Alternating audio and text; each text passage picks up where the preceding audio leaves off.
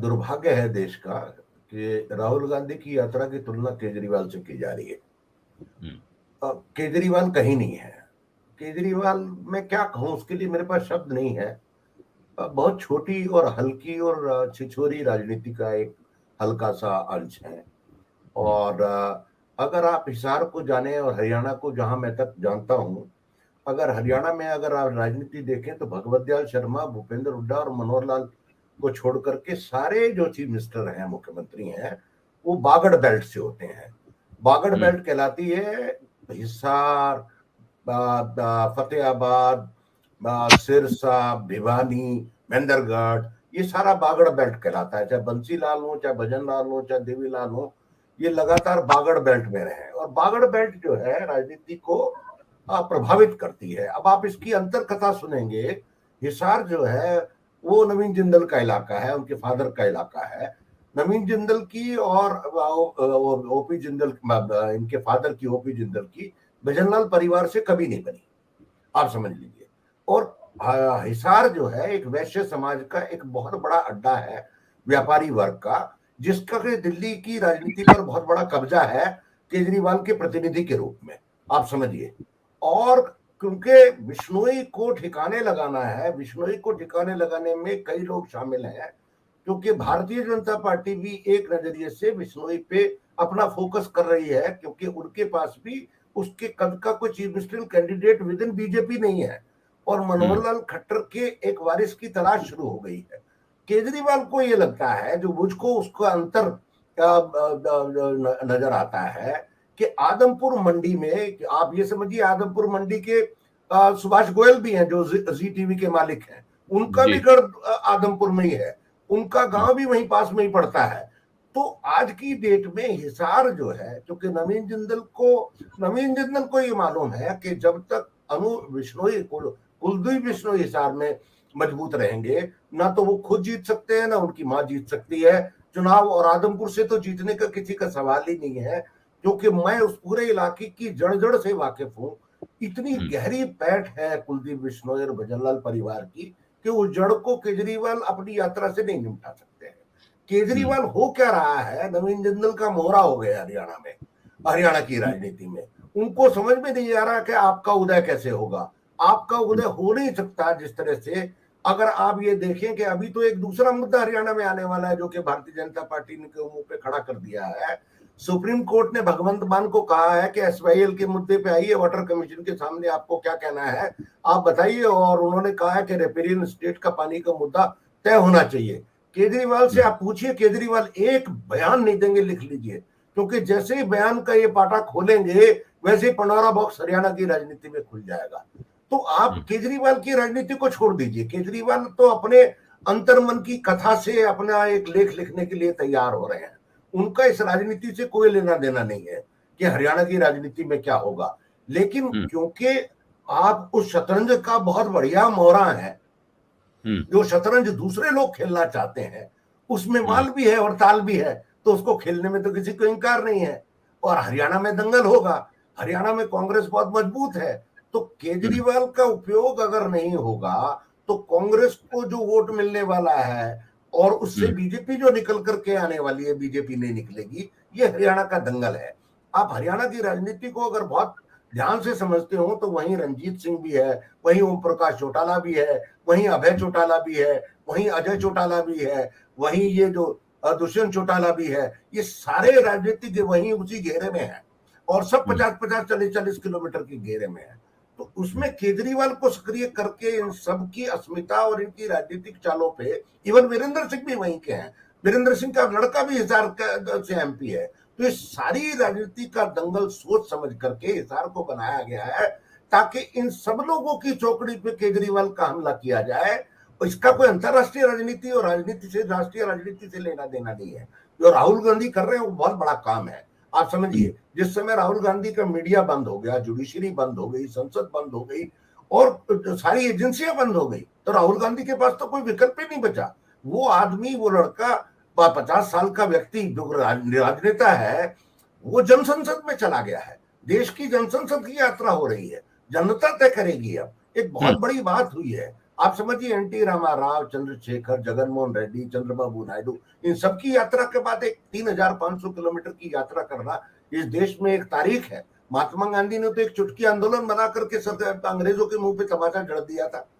अब लोग एक दूसरी ओर संदेश जाता है राहुल गांधी का, जिनकी भी शिकायत राहुल गांधी से ये थी कि हमको राहुल गांधी मिलते नहीं है, और कांग्रेसियों की भी कार्यकर्ताओं की शिकायत नहीं थी, तो कांग्रेसी सारे के सारे राहुल गांधी की यात्रा में जाए, पूरे दिन वो 12-14 घंटे पैदल चलेंगे।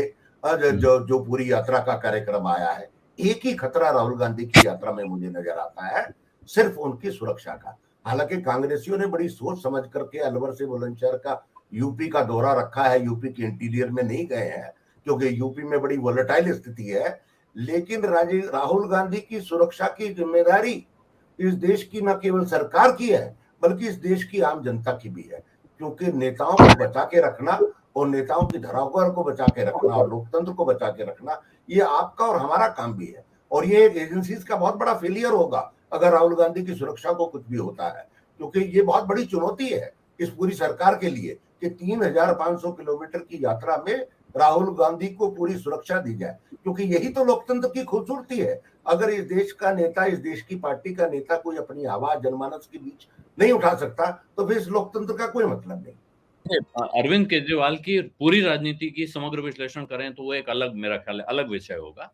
लेकिन आज की तारीख जिस वक्त ऐसा दिख रहा है, नीतीश कुमार ने तो अब ये कह दिया है कि, बल्कि ममता बनर्जी ने कहा है कि हम नीतीश और हेमंत सोरेन एक साथ खड़े हुए दिखेंगे आपको, ये तीनों एक साथ खड़े हुए दिखेंगे चुनाव में। तो एक तरफ से अलग अलग तरह की, अब सबसे बड़ा सवाल ममता बनर्जी को लेकर उठ रहा था कि ममता बनर्जी क्या विपक्षी एकता के मोर्चे में साथ आएंगी। तो नीतीश कुमार एक तरह से कामयाब हो गए ममता बनर्जी को समझाने में कि आप हमारे साथ आ सकती हैं।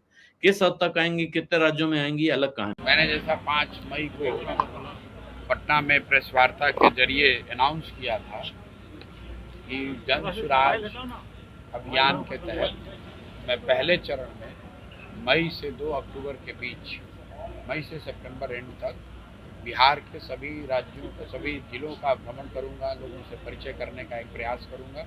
उसी संदर्भ में आज मैं कुछ घंटों के लिए कटिहार आया हूँ।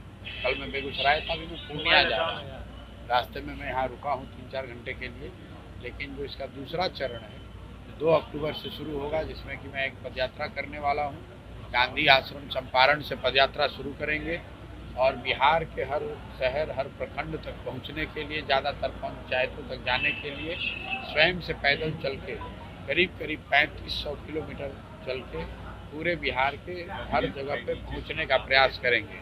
उस पदयात्रा के दौरान जब मैं कटिहार आऊँगा, करीब 20 से 25 दिन यहाँ रहने का अवसर मिलेगा। मैंने ये कहा कि 16-17 साल मुख्यमंत्री रहने के बाद अगर नीतीश जी ऐसा कह रहे हैं कि साल भर में वो 10 लाख सरकारी नौकरी दे देंगे, तो बड़े आश्चर्य की बात है। अगर सरकारी नौकरी दी जा सकती थी तो उसको पहले ही दे देना चाहिए था। लेकिन अब इतने बड़े नेता हैं, देश राज्य के मुख्यमंत्री हैं, उन्होंने कहा है तो उसके लिए मैंने ये बात कही है कि अगर वो साल भर में ये नौकरी 10 लाख नौकरी दे दें तो फिर हम लोग को नए किसी प्रयास करने की ज़रूरत क्या है। लोगों को नौकरी चाहिए, लोगों को अच्छी शिक्षा चाहिए, स्वास्थ्य चाहिए, नौकरी मिलने से बहुत बड़ी सुविधा हो जाएगी। तो अगर 10 लाख लोगों को नौकरी नीतीश जी दे देते हैं या ये सरकार दे देती है तो उनके समर्थन में ये पूरा अभियान वापस ले लेंगे। मैंने उससे एक बात आगे और बढ़ के कही है कि सिर्फ समर्थन में अभियान ही वापस नहीं ले लेंगे, उनके पीछे जैसे 2015 में उनका नाम का झंडा लेकर घूमते थे बिहार भर में, जैसे हमने गाना गवाया बिहार में बहार हो, नीतीश कुमार हो, वो चीज़ फिर से करेंगे। आप 10 लाख लोगों को कृपा करके नौकरी दे दीजिए, कम से कम 10 लाख लोगों का तो भला हो जाए। अगर 10 लाख लोगों के को सरकारी नौकरी मिल जाती है, 10 लाख परिवार को मदद हो जाती है, तो मुझे अभियान चलाने की क्या ज़रूरत है। उनको दे दीजिए जो नौकरी। पक्ष को एकजुट करने में कौन सक्षम है नहीं है ये तो समय बताएगा। पहली बात आप ये समझिए कि कौन लोग एकजुट हो रहे हैं। अभी 1 महीने पहले तक तो नीतीश जी भाजपा के साथ थे, 1 महीने पहले तक तो नीतीश जी पक्ष में थे, अब आज विपक्ष में है। तो उस पर जनता का या पार्टियों का कितना भरोसा है उसको तो समय पे ही पता चल पाएगा। अभी आप 1 महीने पहले बता रहे थे कि भाजपा को कोई नहीं हरा सकता है, अब आप बता रहे हैं कि सारे लोग मिलकर हम लोग हरा सकते हैं। तो उन्होंने प्रयास शुरू किया है, उसको देखिए, आप लोग आकलन कीजिए, मूल्यांकन किए। नीतीश जी बुजुर्ग नेता हैं यहाँ के, उनके उन पर व्यक्तिगत टीका टिप्पणी करना, मैं किसी पे व्यक्तिगत टीका टिप्पणी नहीं करता। मैं धंधा करता था तो भी तो नीतीश कुमार अगर धंधे करने वाले को अपने साथ क्यों रखा था, नहीं रखना चाहिए था। जहाँ तक ये सवाल है कि मुझे एबीसी का ज्ञान नहीं है, तो ठीक है, मुझे एबीसी का ज्ञान नहीं है। नीतीश जी को तो ए से लेकर जेड तक का ज्ञान है, उनको उस ज्ञान का उपयोग करना चाहिए। बिहार की जनता ने उनको मुख्यमंत्री बनाया है या उन्होंने किसी कोई जुगत लगाकर मुख्यमंत्री वो बने हुए हैं। तो अपना जो उनका ज्ञान है ए से लेकर जेड तक, उसको लेकर बिहार में शिक्षा व्यवस्था सुधारनी चाहिए, बिहार में बच्चों के लिए रोजगार लाना चाहिए, बिहार की जो आज दुर्दशा है उसको बेहतर बनाना चाहिए। ये अगर ए से जेड तक नीतीश जी को ही सब मालूम है तो उनको ये सुधारने के पद पर भी तो वही बैठे हुए हैं, उनको रोक कौन रहा है, उसको करने दीजिए। हमें ज्ञान नहीं, अरे हमें ज्ञान नहीं है, इसका तो कोई फर्क नहीं, हम तो पद पर नहीं बैठे हैं। जो पद पर बैठा है उसको ज्ञानी होना चाहिए, और नीतीश जी को ज्ञान है तो बिहार को सुधार कर दिखाइए। साहेब, हर चीज का एक मंत्र नहीं होता है। बीजेपी चाहती है कि हर नेता पे एक ही जंतर का इस्तेमाल कर ले। तो मैं भाजपाइयों को कहना चाहता हूं, रे भाजपा वालों, ये राहुल गांधी हैं, इंदिरा गांधी के परिवार से आते हैं, राजीव गांधी के बेटा हैं, आतंकवादी से नहीं डरे, तुम तो वैसे भी माफी मांगने वाले लोग हो भाई, तुमसे क्या डरेंगे यार।